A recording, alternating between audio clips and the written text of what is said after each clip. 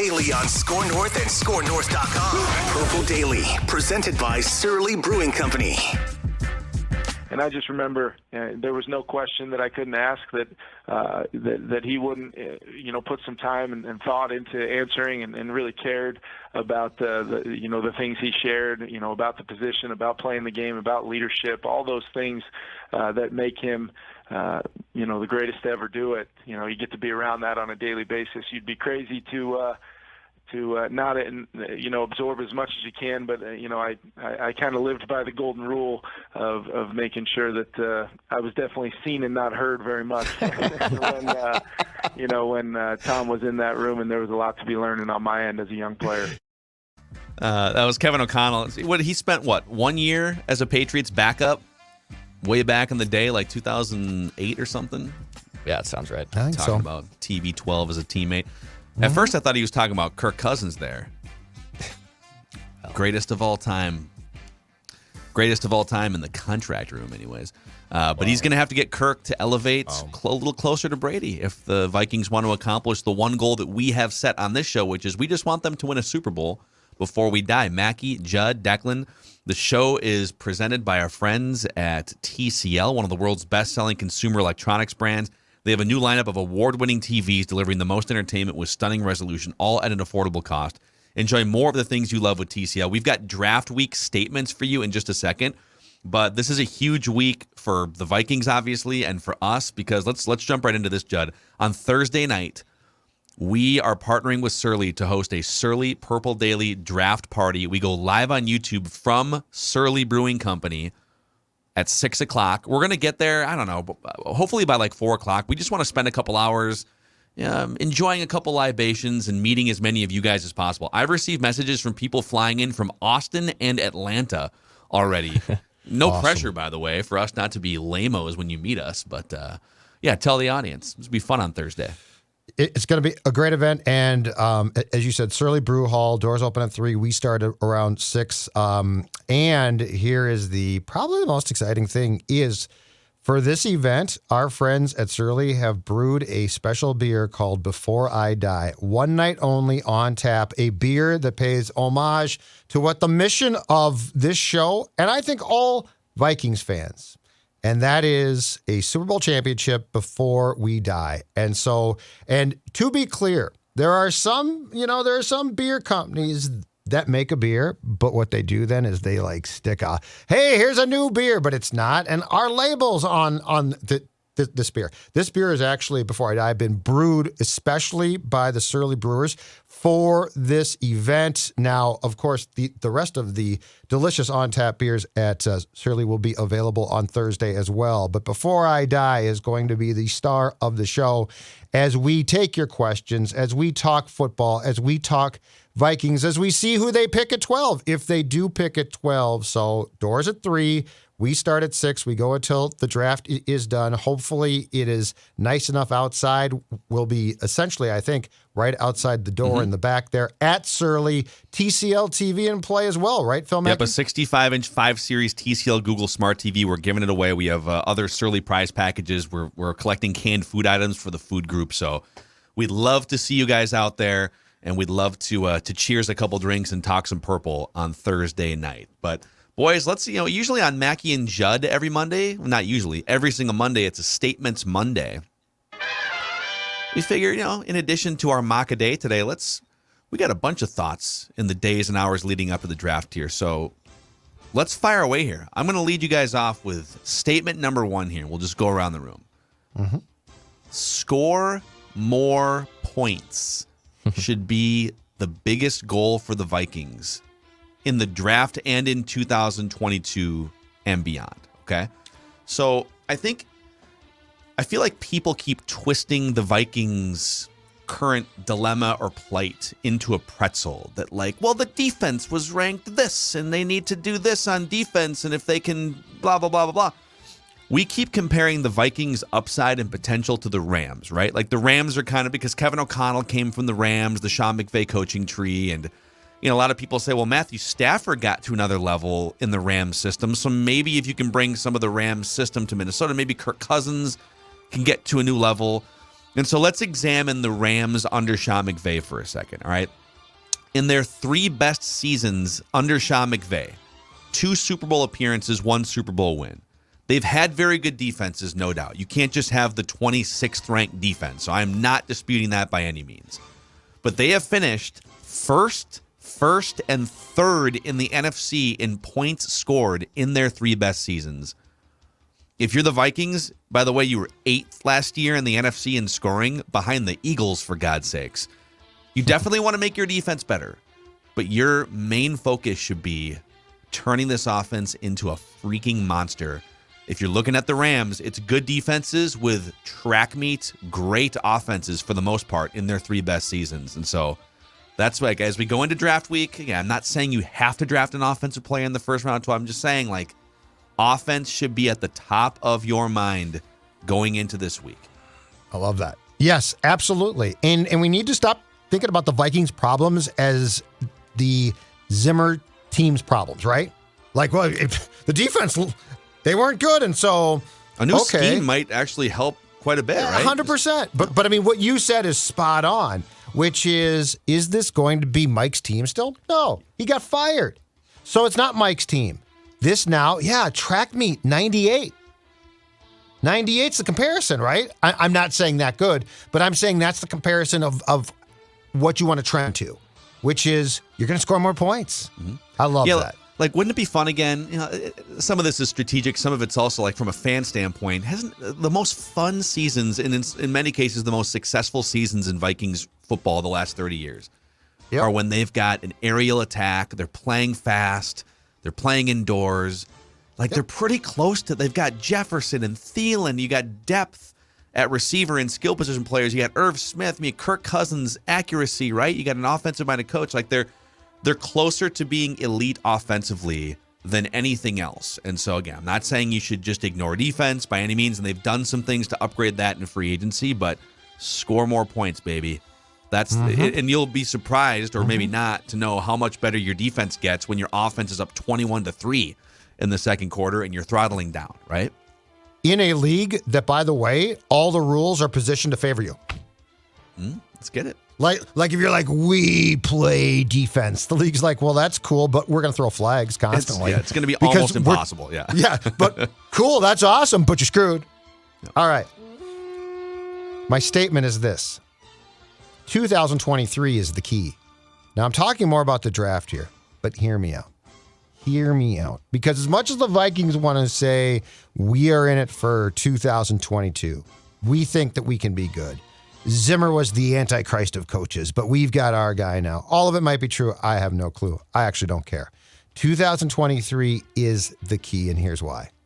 2023, unless Cousins extends his career and just continues to, and like, let's say he's great, that could change it. But as of right now, I think it's very safe to assume that Kirk Cousins has 2 more years here. And then the voidable years in his contract extension kick in 2024. So 2023 is probably right now going to be it for him as a Viking. 2023 has a deep quarterback draft. You need to start positioning yourself now. And I'm going to assume you're not going to be terrible. All right. So that's the most important thing. I'm going to assume that you're going to be competitive. You might be a playoff team, but you still need to position yourself as well as you can to be in a spot to potentially trade up in the first round next April to grab a quarterback. And this is supposed to be a deep and good quarterback class. 2022 is not, which I'm fine with as well. But the point is, among the things that I believe, especially Kwesi-Adofo Mensah has to do, is begin to position yourself to grab a quarterback in 23, allow, and I'm cool with this as well, that guy to learn behind Cousins and then hit the ground running in 24 and not be like, oh, that guy's okay, I don't know, but actually be your QB.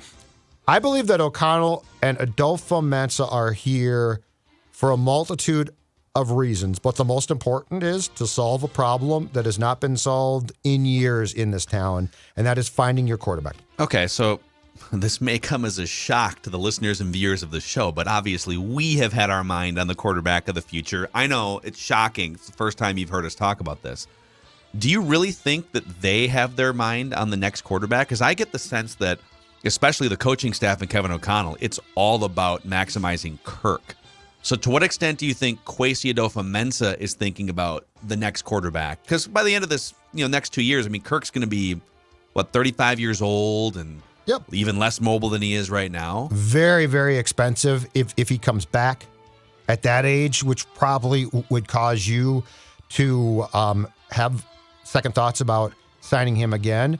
As far as O'Connell goes, I think it's very fair to say that Kevin O'Connell is focused on the now. And he's going to maximize Kirk, and he's going to do the best damn job that Kevin O'Connell can do. If I went in privately to talk to Kwesi, and he's like, yeah, me too. I'm all about Kirk. I am not even thinking about the future at that position. I say, Kwesi, pack up your stuff. You're fired right now. He has to be thinking about that. He has to be 100%. I mean, he was hired in large part to solve this, to find the guy, I think next guy. He was hired to win games. He was, but it's a double-track job. His job is very, very difficult, which is why I think that he has to be trusted. He hired O'Connell. O'Connell's going to try and maximize Kirk. That part's done now for him. That's in place. Pieces are in place there. But the next job is the job that's so important, and that is identifying and finding the right guy on a rookie contract again. I mean, this is not an anti-Kirk. And this is not an anti-Kirk rant. This is how are you handling the future? No, it's not, because Kirk's going to be reaching an age where he's a geriatric quarterback. What I'm saying is I don't get the sense that the Wilfs are in Kwesi's ear right now saying, hey, let's make sure we got our eye on the next quarterback. I feel like everyone seemed to come together at some point or another when they hired Kevin O'Connell and said, we can win now, we can win big now, and we're going to lock into Kirk for 2 more years. Listen, I'm tracking with you, all right? All right. If they can wind up trading back and get a first-round pick for 2023 and give themselves a great option in a quarterback-rich draft, I'm all about it. I just question whether that's one of their top priorities going into Thursday and Friday. I have heard that the Wilfs might occasionally dip in to PD, and let's just say, Ziggy, Mark, the rest of you, Lenny, all of you, if you're not thinking about that, you need to be. There you go. There's your Jonathan. Free consultation right there. He's the kid. I was trying to think of his name. Jonathan. Johnny. You as well. Johnny, think about it. Don't make a mistake here. Be smart. Be smart, Johnny. All right, my statement is, when the draft happens this week, no matter what happens, whether it's a pick at 12, and whether that's a cornerback, a wide receiver, a lineman, or a trade back, whatever the plan is, trust Kwesi and KOC's plan. I think we are somewhat divided still on Vikings fans of, no, they need to take a cornerback, right? No, they need to take a cornerback. They have a bunch of warts on their defensive backs. They need something to stop the pass. Oh, well, but also they could take a wide receiver because they need their offense has to be taken to the next level. Well, also they could trade back. I don't want to trade back. That's what Rick Spielman did. Whatever they do, trust their plan. If it's best player available, if it's a linebacker, if it's a cornerback, if it's a wide receiver, I want Vikings fans to trust the plan here. Because Kwesi is different from Rick Spielman. KOC is different than Mike Zimmer. So whatever they are doing, Vikings fans, give them the chance. Give them the benefit of the doubt for right now. And if this does not work in a year and a half, 2 years, and this draft class implodes, let's rip him. Let's rip them all over the place. But for right now, trust their plan. I think to that point, Judd probably has more of an issue with just sort of blindly trusting sports executives, but I agree with you in that there's no reason not to trust them yet, unless you are so put off by Kwesi deciding to run it back. But I think that was very, very much driven from an ownership perspective, and so like if you feel like they shouldn't have run it back, I think you have to put that more on ownership than you do on Kwesi. And so from this point forward, it's Kwesi's show to run. So yeah, I mean, I have no reason not to trust him at this point. I like some of the things that he's done in free agency so far. I like the hire of Kevin O'Connell. Judd, it feels like you might want to lash out about blindly trusting executives. It's a draft. It's a draft. So a draft becomes, because, I mean, we don't know. Like, you just don't know. And I'm certainly not what I would call a draft nick or draft expert. So I guess with what Declan's saying about the draft, unless they did something just egregiously stupid, which would be egregiously stupid, I don't disagree there. But, I'm just curious to see, look, I'll give every one of these guys gets a chance. Because it takes a few years. Mm-hmm. And I tend to agree with what Phil said. I do think that let's bring everybody back, or a lot of guys back. I think that's the Wilfs and their fear of being bad, which I think is a fault, but I don't think that's on the new GM. Like, I don't think it's like, oh, Kwesi did this. I think he was basically told, hey, here's what we do. And he did it because it's a good job. All right. So my next statement is, I think there are only 5 positions the Vikings will consider drafting in the first round, not just this year, but as long as Kwesi-Adofo Mensah is the general manager. So in 2016, and you guys, we talked about this on the old radio show, the Cleveland Browns hired Paul DePodesta to help run their front office.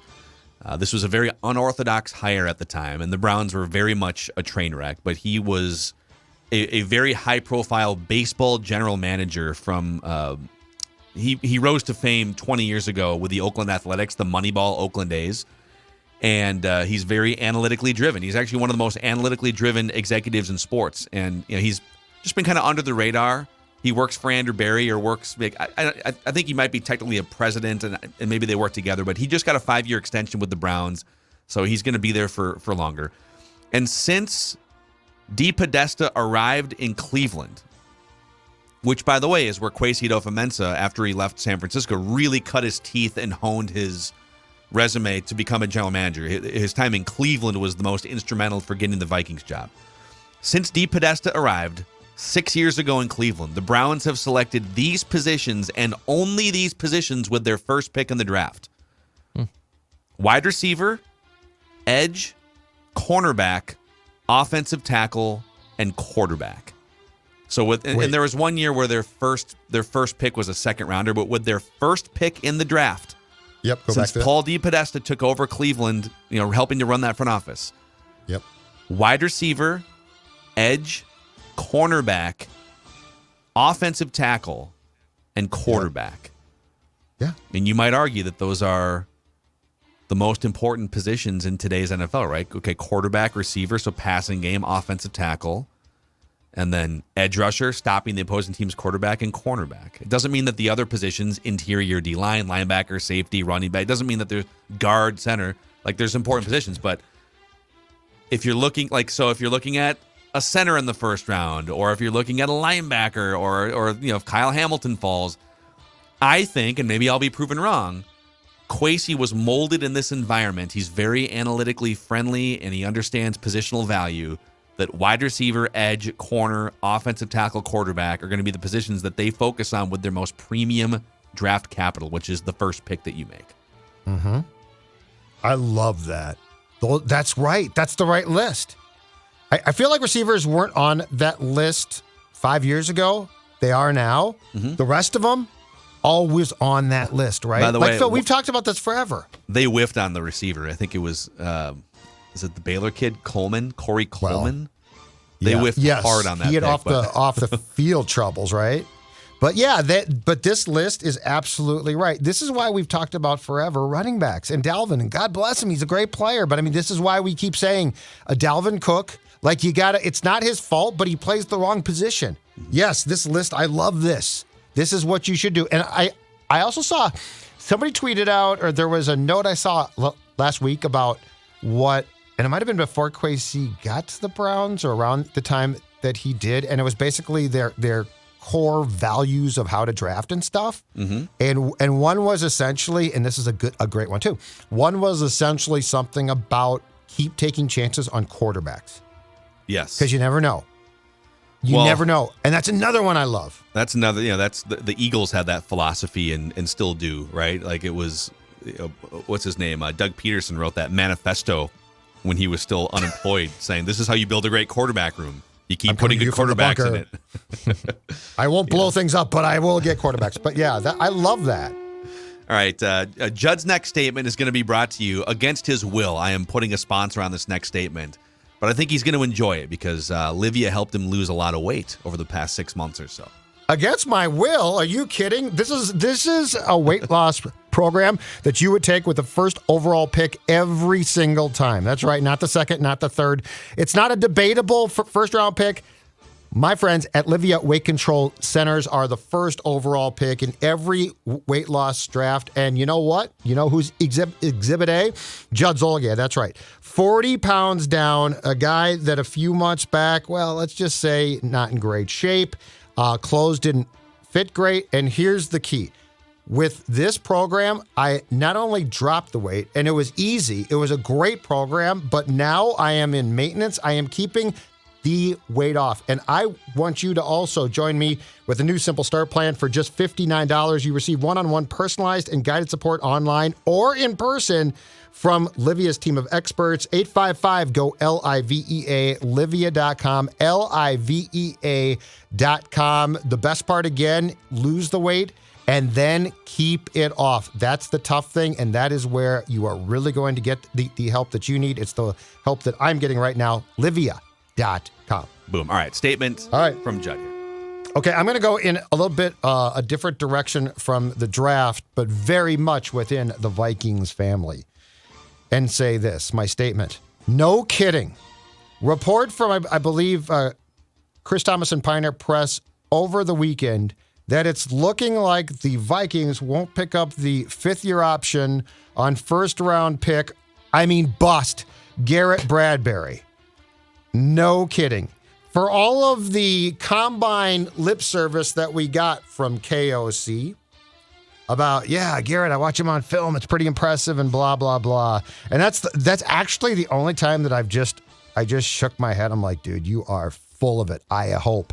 Well, Thomason reported Saturday or Sunday that it almost is certain that the Vikings, because this has to be done by some point in May, will not pick up the fifth-year option on Bradbury's contract, meaning that unless he has an unbelievable year and he's re-signed, the 2022 season will be his last here.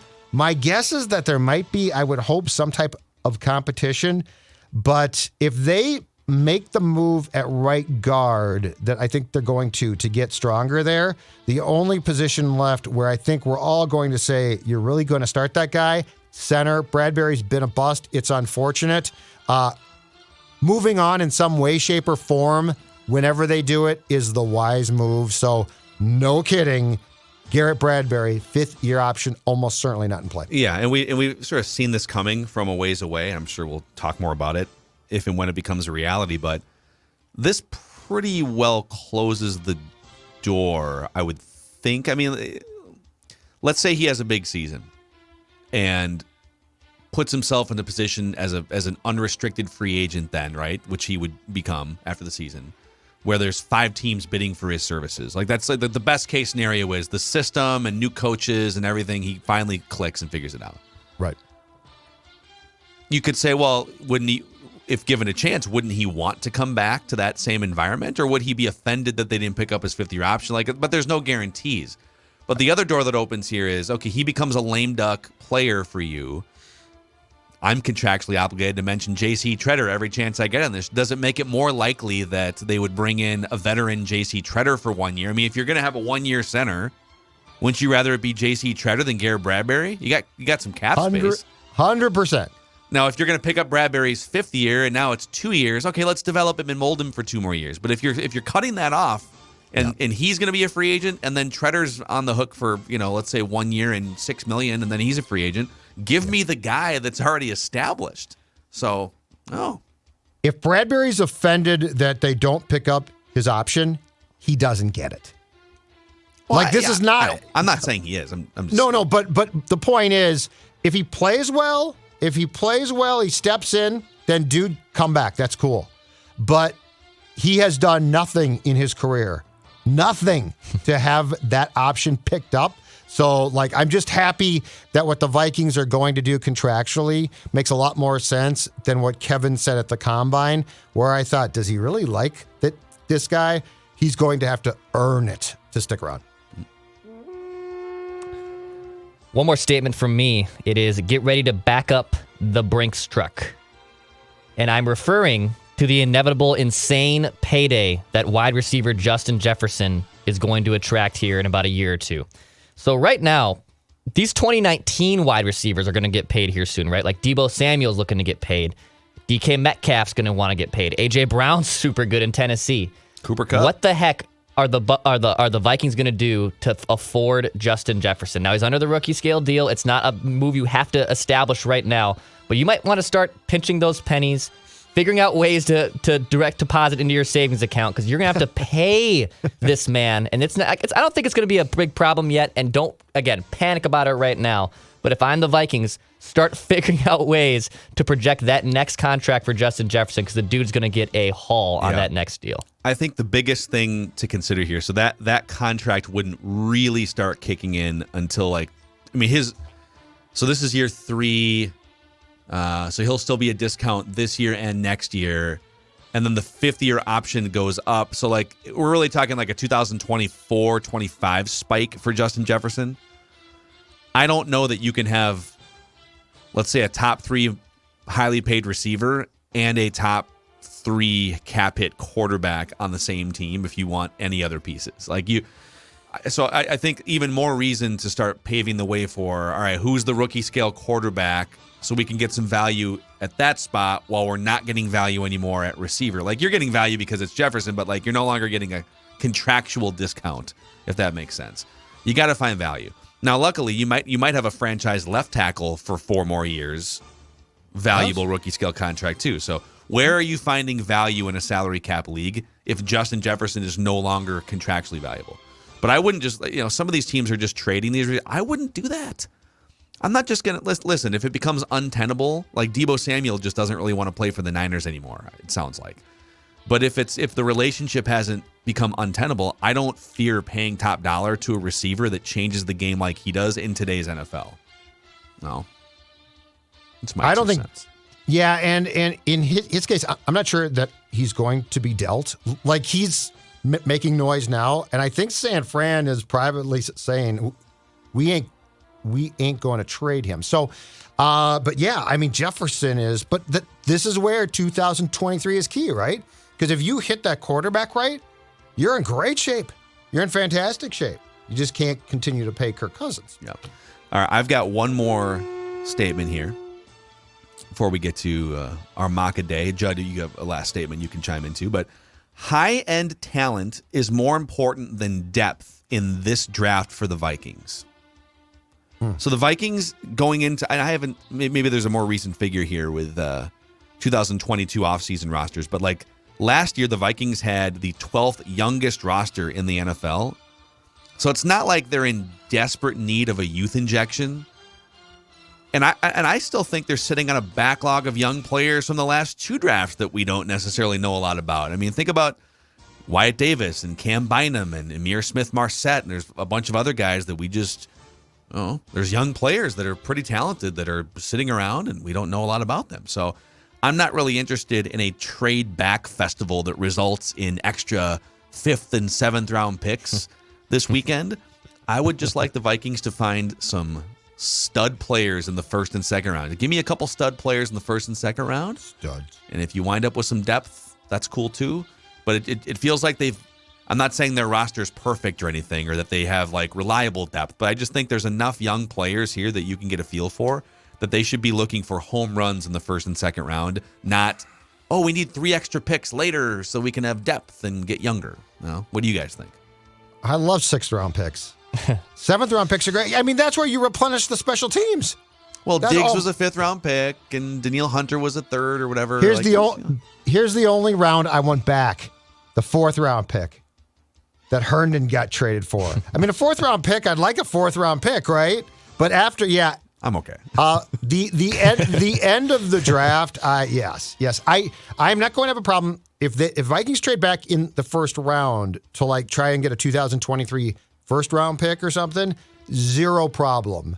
But if they get to the 3rd round or the 5th round and start bailing backwards, it's going to be flashbacks. You're correct. All right, I'm good. Let's go. Let's mock. You guys want to do this? Okay, so all right, I'm gonna make a call at the line of scrimmage here, boys. I want to mock. All right, we do a mock a day on this show, and usually we take other people's mocks and we tell you, over the last 3 weeks how often each player is getting mocked to the Vikings. And the one time that we tried doing our own mock simulation, it was pretty much a train wreck. Yeah. We were made fun of. So let's try again here, boys. I want a mock. I will say there's a different quarterback coordinating this mock draft, so that might help. That might help a little bit. No, I don't think it was you. I don't think you coordinated it well. I think we tried. No, he struggled. Pie chart to blame. There was definitely a slice of pie that went to death. Yeah, he struggled. I did nothing wrong. I think what happened was we just got. All right. We were really excited to trade. You get all these. Oh, trade that's right. offers. You two jokers traded and screwed up the whole draft. I told you not to. That is true. That is the biggest chunk of blame. You're right. So, okay, this right here on the screen for the YouTube audience, you can see it here. We've got the draftnetwork.com up, and we are picking as the Vikings. And so we're going to click play here in a second. It's going to go kind of fast, but we're going to get trade offers. We'll stop every 2 or 3 picks, and we'll eventually – it's just a one-round mock, so we're just going to pick at 12 for the Vikings and see how the rest of the draft plays out. And the draft is sponsored by our friends at Valley Park. Hopefully we don't have performance issues with this mock draft simulation. But if you are suffering from performance issues, Valley Park is dedicated to providing breakthrough ED remedies to men in the greater Minneapolis area. Their approach is medical. You'll meet with a medical provider who will review your medical history, examine you, supervise your treatments. The treatments are surgery-free, drug-free, and non-invasive. ValleyParkMedicalClinic.com.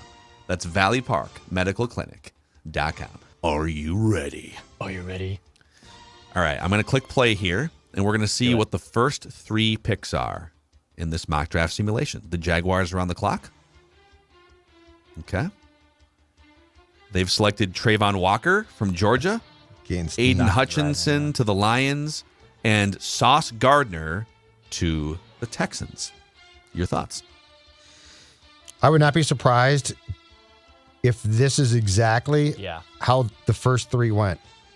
Because the Walker pick has gained a ton of steam. Yeah, that's just... Yeah, Peter Schrager kind of threw Jags. that one out there on them. Schefter was saying the same thing, I think. And I think Sauce, I think Sauce has gone top 5 for sure now, don't you? I think it's between Hutchinson and Walker that go 1, but I would say this 1, 2, 3 order of Walker, Hutchinson, Sauce is probably going to be the first 3 picks off the board.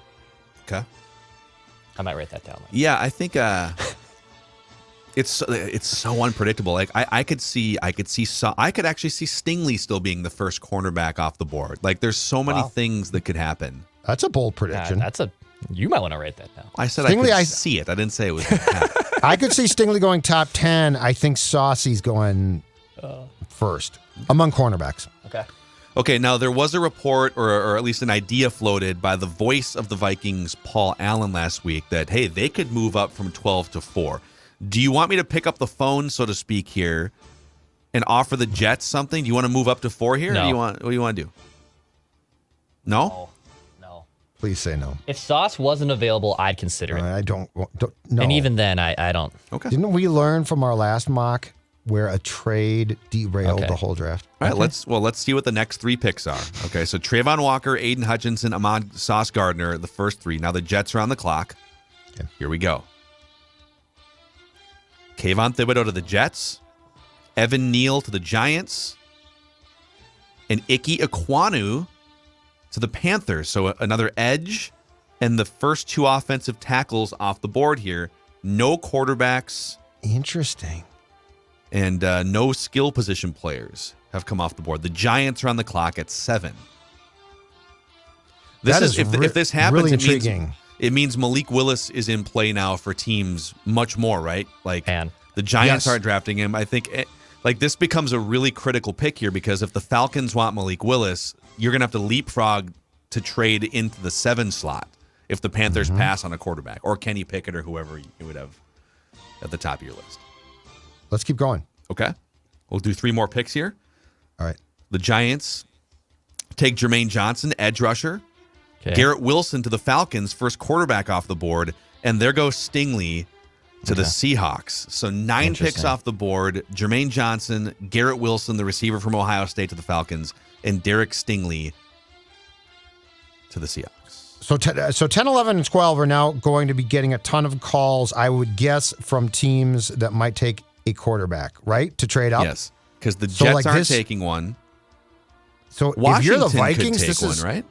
They definitely could. But if you're the Vikings, this puts you in a great position to possibly trade and get a pretty good haul back.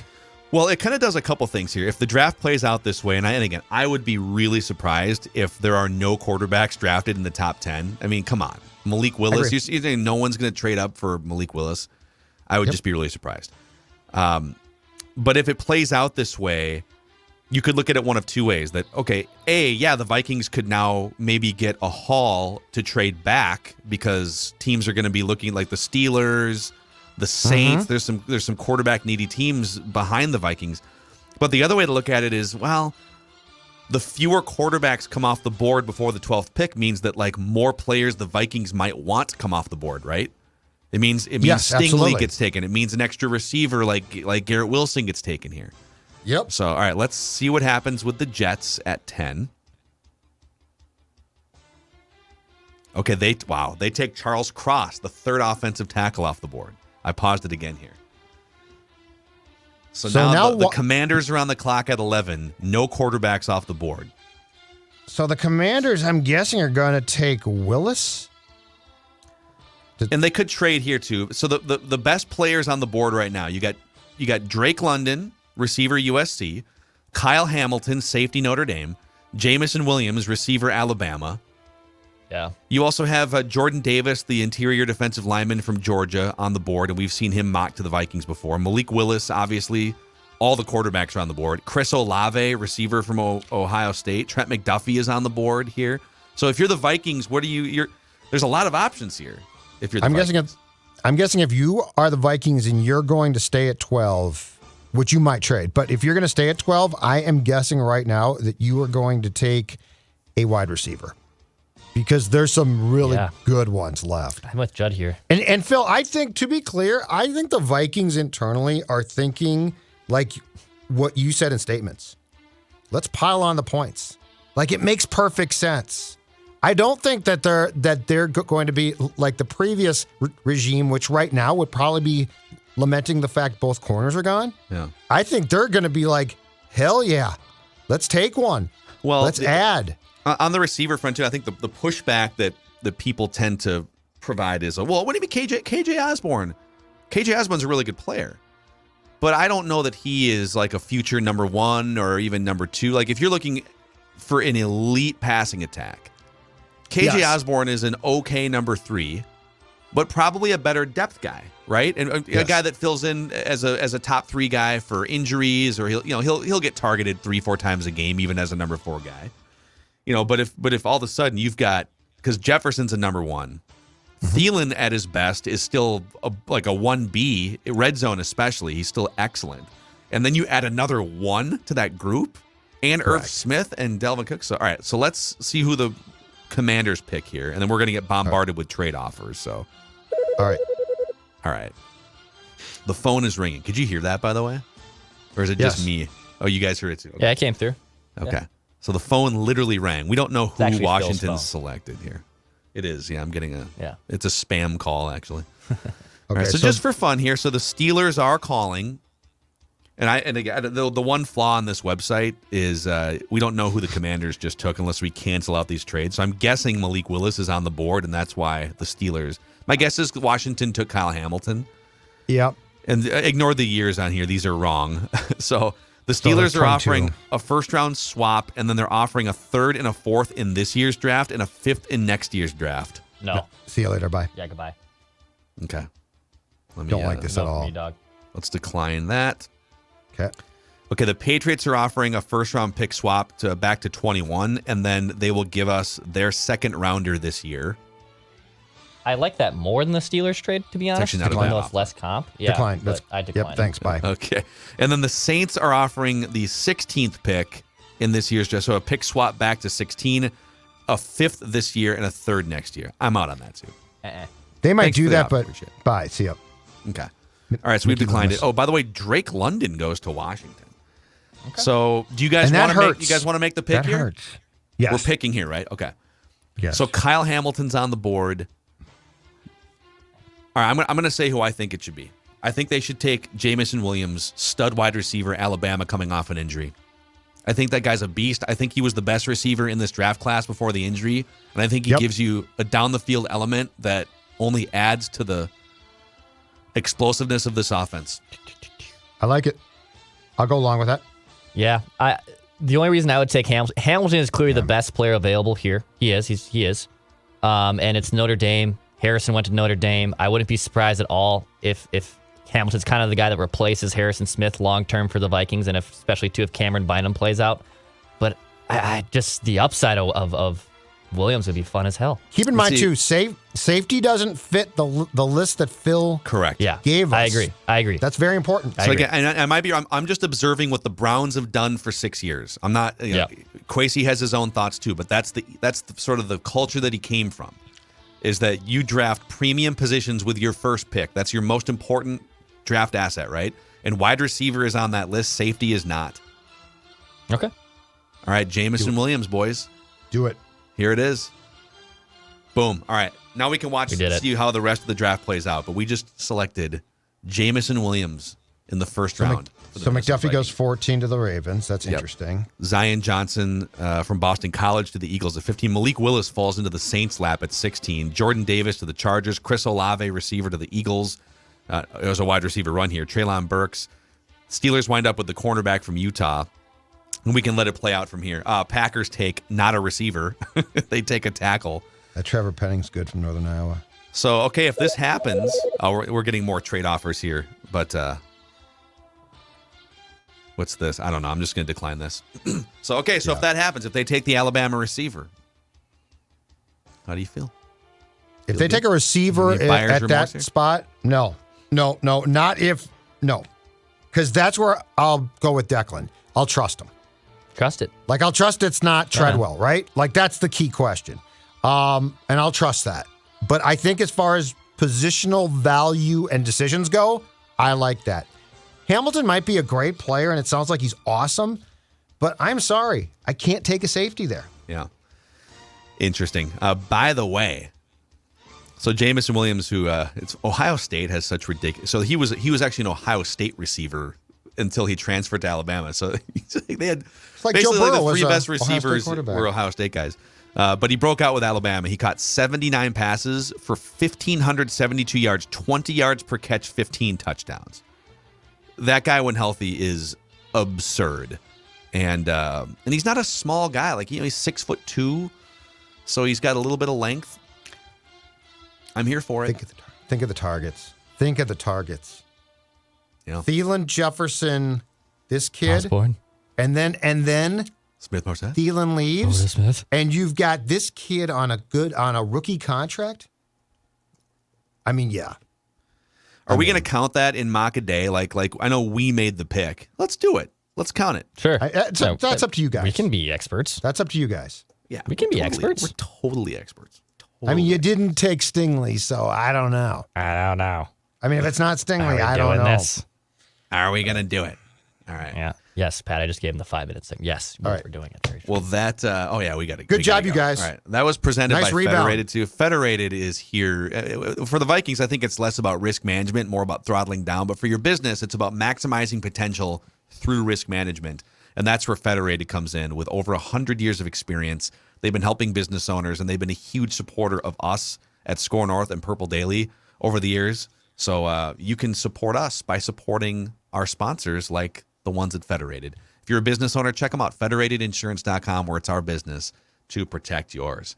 There we go. We're just fixing the Vikings, baby. One draft pick at a time, one take at a time. And don't forget, Thursday night, we would love to see as many of you guys as possible at the Surly Purple Daily Draft Party at Surly Brewing Company. Looking forward to it. However it plays out, we got you covered. We'll be live on YouTube all night. So we'll see you tomorrow on Purple Daily.